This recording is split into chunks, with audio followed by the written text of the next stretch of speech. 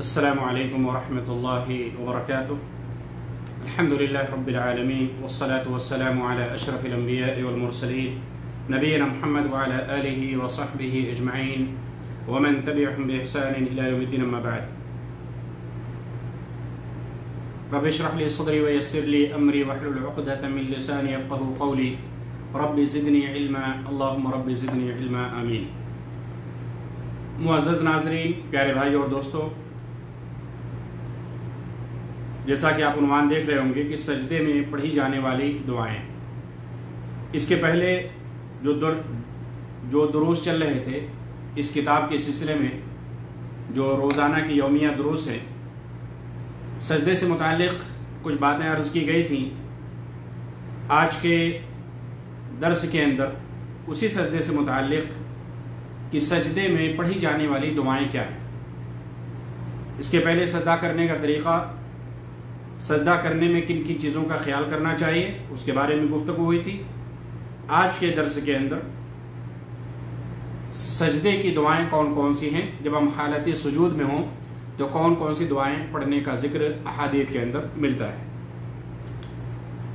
سب سے پہلی دعا حضرت حذیفہ بن یمان رضی اللہ تعالیٰ عنہ سے مروی ہے، وہ کہتے ہیں کہ انہوں نے نبی کریم صلی اللہ علیہ وسلم کے ساتھ نماز پڑھی، فَكَانَ يَقُولُ فِي رُكُوعِهِ سُبْحَانَ رَبِّيَ الْعَظِيمِ وَفِي سُجُودِهِ سُبْحَانَ رَبِّيَ الْأَعْلَى۔ ابو داؤد کی روایت ہے، حضرت حذیفہ رضی اللہ تعالیٰ عنہ کہتے ہیں کہ انہوں نے اللہ کے نبی صلی اللہ علیہ وسلم کے ساتھ نماز پڑھی تو آپ صلی اللہ علیہ وسلم رکوع میں سبحان ربی العظیم کہتے اور سجدے میں سبحان ربی الاعلی کہا کرتے تھے۔ دوسری روایت حضرت عائشہ رضی اللہ تعالیٰ عنہ سے، وہ کہتی ہیں کہ کان نبی صلی اللہ علیہ وسلم یقول فی رکوعہ وسجودہ سبحانک اللہم ربنا وبحمدک اللہم اغفر لی، متفق علیہ۔ صحیح بخاری اور صحیح مسلم کی روایت ہے کہ اللہ کے نبی صلی اللہ علیہ وسلم رکوع اور سجدے میں یہ دعا پڑھا کرتے تھے، سبحانک اللہم ربنا وبحمدک اللہم اغفر لی۔ تیسری روایت، تیسری دعا، وہ بھی حضرت عائشہ رضی اللہ تعالیٰ عنہ سے ہے، وہ کہتے ہیں کہ ان نبی صلی اللہ علیہ وسلم کان یقول فی رکوعہ وسجودہ سبوح قدوس رب الملائکۃ والروح۔ صحیح مسلم کی روایت ہے۔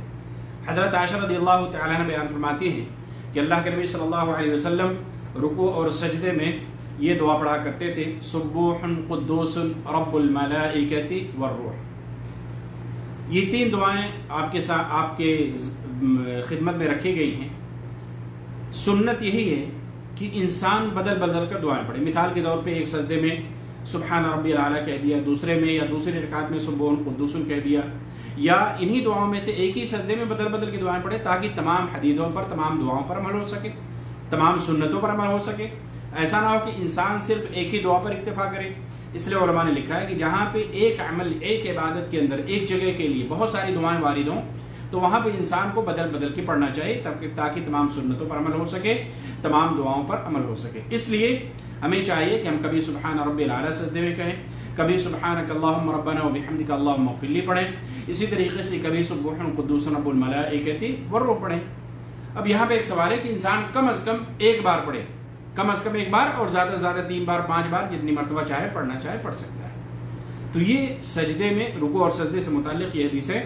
رکوع کے بارے میں اس کے پہلے بہت دنوں پہلے بیان کیا گیا تھا۔ آج سجدے سے متعلق، اور یہ دونوں آخر کی جو دعائیں ہیں، یہ رکوع اور سجدے میں ایک ہی دعائیں، جو رکوع کے بارے میں وہی سجدے کے بارے میں، سبحانک اللہم ربنا وبحمدک اللہم اغفر لی سبوح قدوس رب الملائکۃ والروح۔ یہ دونوں دعائیں رکوع کے لیے بھی وارد ہیں اور سجدے کے لیے بھی وارد ہیں۔ تو انسان کو دعاؤں کو، جہاں پہ ایک سے زیادہ دعائیں وارد ہوں، وہاں پہ انسان کو بدل بدل کے پڑھنا چاہیے تاکہ تمام دعاؤں پر عمل ہو سکے، تمام سنتوں کو زندہ کیا جا سکے۔ اب دوسرا مسئلہ سجدے سے متعلق یہ ہے کہ انسان سجدے میں کثرت سے دعا کرے۔ اللہ کے نبی صلی اللہ علیہ وسلم کی حدیث ہے، عن ابی ہریرہ رضی اللہ تعالی عنہ ان رسول اللہ صلی اللہ علیہ وسلم قال اقرب ما يكون العبد من ربه وهو ساجد فاكثر الدعاء۔ صحیح مسلم کی روایت ہے۔ حضرت ابو ہریرہ رضی اللہ تعالی عنہ بیان فرماتے ہیں کہ اللہ کے نبی صلی اللہ علیہ وسلم نے ارشاد فرمایا کہ بندہ سب سے زیادہ اپنے رب کے قریب سجدے کی حالت میں ہوتا ہے۔ سجدے کی حالت میں بندہ سب سے قریب ہوتا ہے۔ فَأَكْثِرُ الدُّعَاء تو دعا میں کثرت کرو، یعنی کثرت سے دعا کرو۔ دوسری روایت عن ابن عباس رضی اللہ تعالی عنہما قال قال رسول اللہ صلی اللہ علیہ وسلم الا وانی نهیت ان اقرأ القرآن راکعا او ساجدا فاما الركوع فعظموا فيه الرب عز وجل واما السجود فاجتهدوا في الدعاء فقامن ان يستجاب لكم اخرجه مسلم۔ حضرت عبداللہ بن عباس رضی اللہ تعالی عنہ بیان فرماتے ہیں کہ اللہ کے نبی صلی اللہ علیہ وسلم نے ارشاد فرمایا کہ جب اے لوگوں سن لو کہ مجھے رکوع اور سجدے کی حالت میں قرآن پڑھنے سے روک دیا گیا ہے، منع کر دیا گیا ہے، یعنی نہ رکوع کی حالت میں نہ سجدے کی حالت میں قرآن پڑھنا جائز نہیں ہے۔ فَأَمَّا الرُّكُوعُ فَعَظِّمُوا فِيهِ الرَّبَّ عَزَّ وَجَلَّ، جہاں تک رکوع کی بات ہے تو رکوع کے اندر اللہ کی عظمت بیان کرو، یعنی جیسا کہ اوپر دعا بیان کی گئی سبحان ربی العظیم، اللہ کی عظمت بیان کرنا ہے، تو اللہ کے نبی صلی اللہ علیہ وسلم نے کہا کہ رکوع کے اندر اللہ کی عظمت، اللہ کی تعظیم بیان کرو۔ وَأَمَّا السُّجُودُ، اور سجود کے اندر سجدے کی حالت میں فَاجْتَهِدُوا فِي الدُّعَاءِ، دعا کے اندر اجتہاد کرو، یعنی کثرت سے دعا کرو، زیادہ دعائیں کرو۔ فَقَمِنٌ أَن يُسْتَجَابَ لَكُمْ، امید ہے کہ اللہ تعالیٰ تمہاری دعاؤں کو، سجدے کی دعاؤں کو قبول کر لے۔ اب یہاں پہ سوال یہ پیدا ہوتا ہے کہ کیا ہم سجدے کے علاوہ، جو سجدے کی دعائیں ہیں، کیا اس کے علاوہ ہم دیگر دعائیں سجدے میں کر سکتے ہیں؟ مثال کے طور پہ جو دیگر دعائیں حدیث کے اندر، قرآن کے اندر، قرآن کی جو بہت ساری آیات ہیں جو یعنی دعائیہ آیات کہی جاتی ہیں، کیا ہم ان کو سجدے کی حالت میں پڑھ سکتے ہیں؟ نہیں پڑھ سکتے ہیں۔ کیا ہم دعا کر سکتے ہیں؟ نہیں کر سکتے۔ علماء نے لکھا ہے کہ جو دعائیہ آیات ہیں، مثال کے طور پہ ربنا آتنا فی الدنیا حسنہ، اسی طریقے سے ربنا ظلمنا انفسنا، ربنا لا تزغ قلوبنا، ربنا لا تؤاخذنا ان نسینا او اخطانا، رب اجعلنی مقیم الصلاۃ، یہ اس طریقے کی جو بھی آیات ہیں جو دعائیہ ہیں، ان آیات کے ذریعے سے سجدوں کے اندر دعا کرنے میں کوئی حرج نہیں، کرنا چاہیے۔ علماء نے لکھا ہے کوئی حرج کی بات نہیں، یہ دعائیہ آیات، اور ان کو یہ نہیں کہا جائے گا کہ آپ قرآن کی تلاوت کر رہے ہیں، کوئی یہ نہیں کہے گا کہ آپ دعا کر رہے ہیں ربنا آتنا فی الدنیا حسنہ، کوئی آپ کو یہ نہیں کہے گا کہ آپ قرآن کی تلاوت کرو۔ قرآن کی تلاوت کا مطلب یہ ہے کہ آدمی ایک جگہ سے شروع کرے اور ایک جگہ پہ ختم کرے۔ یہاں پہ آپ چند آیات جو دعائیہ آیات ہیں، آپ ان کو ان آیات کے ذریعے سے دعا کر رہے ہیں، تو اس میں کوئی حرج کی بات نہیں ہے، کثرت سے کرنا چاہیے۔ علماء نے یہی لکھا ہے اور اسی کو بیان کیا ہے، اور یہی صحیح قول ہے۔ اس لیے ہمیں اور آپ کو چاہیے کہ سجدے میں کثرت سے دعائیں کریں۔ جو ماثورہ دعائیں ہیں جو آپ صلی اللہ علیہ وسلم سے منقول ہیں، انہی دعاؤں پر انسان اکتفا کرے تو کوئی مطلب افضل اور بہتر ہے، انہی دعاؤں پر اکتفا کرے تو افضل اور بہتر ہے۔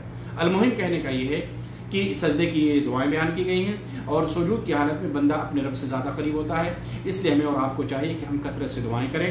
اللہ رب العالمین مجھے اور آپ کو کہنے سننے سے زیادہ عمل کرنے کی توفیق عطا فرمائے، کثرت سے دعا کرنے کی توفیق عطا فرمائے۔ اللہ رب العالمین ہماری نمازوں کو قبول فرمائے، ہمیں سنت کے مطابق نماز کی ادائیگی کی توفیق عطا فرمائے۔ آمین ثم آمین۔ وصلی اللہ تعالی علی نبینا محمد وعلی آلہ وصحبہ اجمعین، والسلام علیکم ورحمۃ اللہ وبرکاتہ۔